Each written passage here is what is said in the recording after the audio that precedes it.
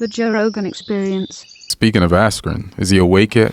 He's awake. Yeah. Wake How's and he talking. doing? He handled it like a champion. Oh, good. Yeah, he went on Ariel Helwani's show and talked about it and just said, yeah, it sucks. The guy's a douchebag. You know, like sucks losing to him. You know, I don't like him. He said, you know, he just what can he do? He's like he's not going to read the comments. And he's a smart guy. Yeah. He's a very smart guy. But he took it like a man. To be able to go and do an interview right after you get knocked out like that is very admirable. But that's who he is. That's how you get to be a guy who's as good a wrestler as a guy like Ben Askren. Right. You can handle a loss like that. What do you think of I can't pronounce the guy's name who beat him. Jorge Masvidal. Masvidal, what he said after the fight. He said he would smack him if he saw him at Whole Foods. Yeah, I think it's just a little too much. You won. But okay. I don't know their history. The history is rough. Excuse me. It's like 10 years of them giving him a hard time, of Ben Askren giving Masvidal a hard time, according to Masvidal. A lot of talking shit, which some people think is friendly, and Masvidal, Street Jesus doesn't fuck around. All right, you want to talk shit? Jesus. You want to talk shit to Street Jesus? He will fucking make fun of you after he flatlines you. Right, and that's what he did. He flatlined him in 5 seconds, made him the fastest ever KO in UFC history, and then mocked him afterwards and said he would smack him if he saw him at Whole Foods. But see, we're talking about it.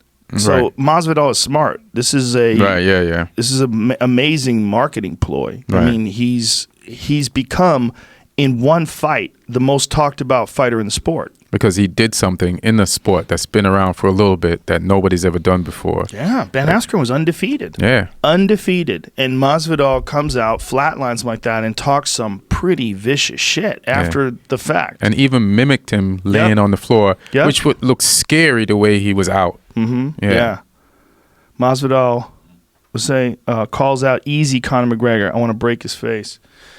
Yeah, that's a rough fight. That's a rough fight for Conor. Masvidal is a big fella too. I mean, he really belongs at 170. That's where he's fighting.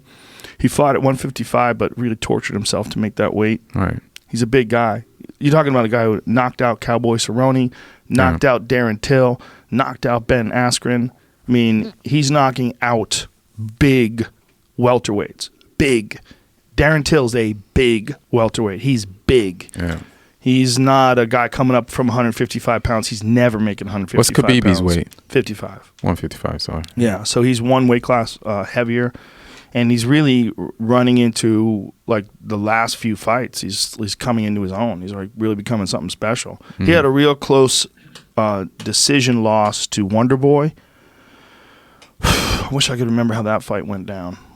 I just think it was a decision. I don't know if it was a split decision or unanimous decision, but I think it was just Wonder Boy outpointed him. I don't think there was any knockdowns or anything. That was Masvidal? Yeah, it was Masvidal. But Wonder Boy is a particularly difficult guy to fight, and especially for 3 rounds. Pettis recently knocked him out, but Pettis just hit him with a perfect punch, and that can happen to anybody, and Pettis timed it, and Pettis is a beast. Pettis is wild. Yeah, he's a wild man. Yeah. He's a fantastic fighter. Like, losing to him is like, yeah, you lost to one of the best fighters ever. And he also, like, he's a guy who dropped Tony Ferguson. I mean, Pettis knocked out Cowboy Cerrone. Pettis knocked out Joe Lozon with his crazy head kick. Pettis is a monster.